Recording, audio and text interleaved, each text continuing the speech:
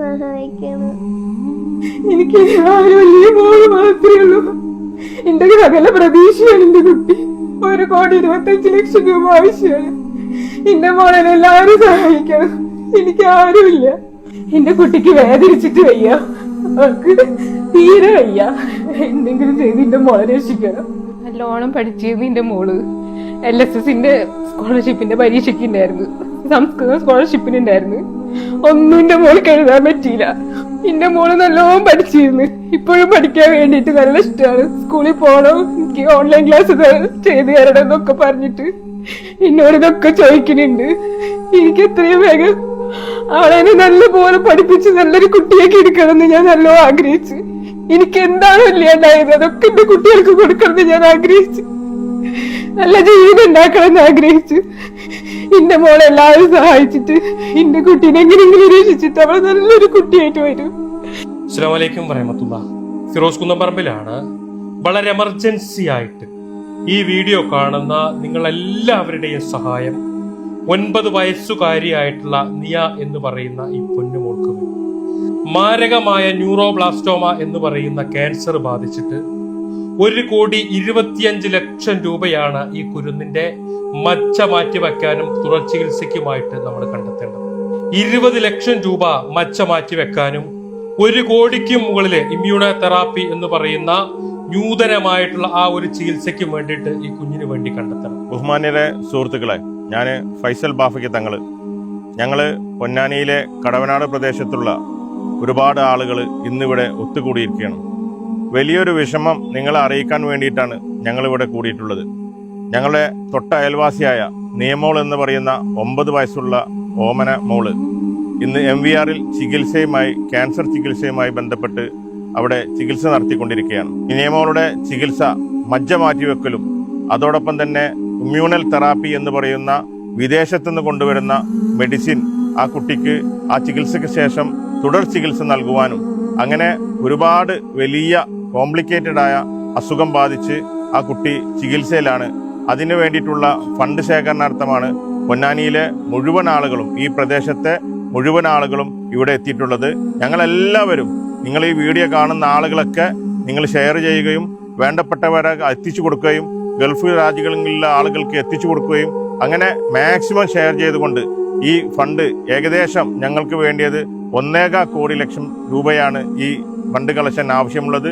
നിങ്ങളെല്ലാവരും ഈ വീഡിയോ കാണുന്ന ആളുകൾ ഇതിനുവേണ്ടി സഹായിക്കണം.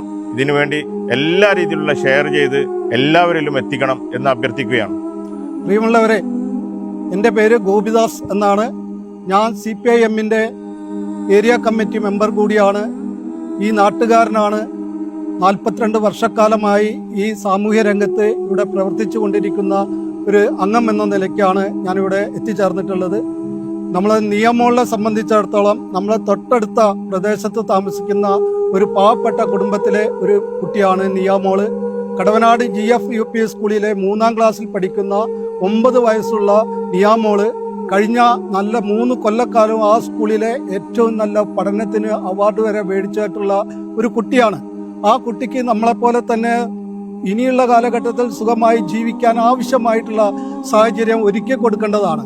അതിനുവേണ്ടിയാണ് നമ്മളിവിടെ ഒത്തുകൂടിയിട്ടുള്ളത്. ഇപ്പോൾ ഇവിടെ പറഞ്ഞു, ഈ ക്യാൻസർ പിടിപെട്ടിട്ടാണ് ആ കുട്ടിയെ ചികിത്സയിൽ കിടക്കുന്നത് എന്നാണ് പറഞ്ഞത്.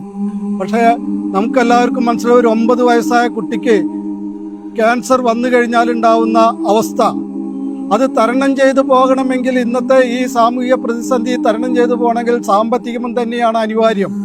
അതിനുവേണ്ടി 1.25 കോടി രൂപയാണ് നമ്മൾ സമാഹരിക്കേണ്ടത്. നമ്മളെല്ലാവരും ഒരുമിച്ച് നിന്നുകൊണ്ട് ഈ പ്രയത്നത്തിൽ ഇടപെടുകയാണെങ്കിൽ തീർച്ചയായും 15 ദിവസത്തിൻ്റെ ഉള്ളിൽ നമുക്ക് 1.25 കോടി രൂപ സ്വരൂപിക്കാൻ കഴിയുമെന്നുള്ള ഒരു വിശ്വാസത്തിലാണ് നമ്മളെല്ലാവരും നിൽക്കുന്നത്. ഇത് വിരിച്ചെടുക്കുന്നത് വരെ നമുക്കെല്ലാവർക്കും ഉറക്കമില്ലാത്ത നാളുകളാണ്.